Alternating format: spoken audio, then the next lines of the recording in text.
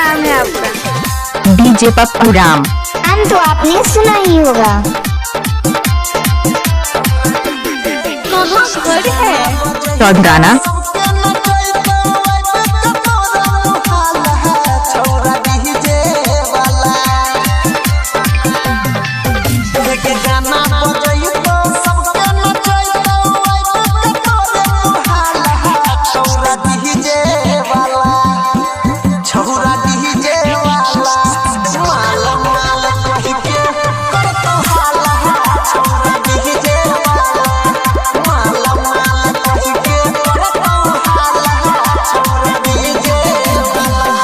राम का contact mobile number 8476970003। Matiyarkala Sitamarhi. DJ Pappu Ram. Chaudhrana.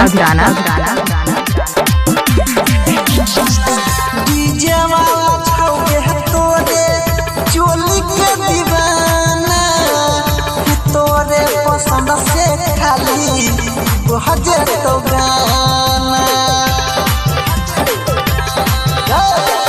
DJ वाला छौके है तोरे चोली के दीवाना, तोरे पसंद से खाली बजे तो गाना। चोली पलाई तोरा पर दे तो छौगी, लहंगा तोहर उखाड़ दे तो छौगी। जोर जवानी से तू जब पानी भई तो दबो जब भाला। जोर जवानी से तू जब पानी भई तो दबो जब भाला। छौरा डीजे वाला, ये छौरा डीजे वाला, माला माल कह के कर तो हाला।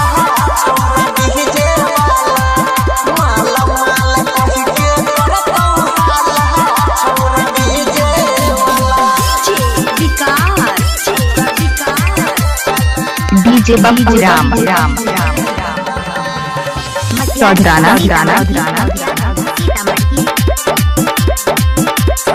हेलो, के बजै छी? डीजे पप्पू राम। की हाल चाल है?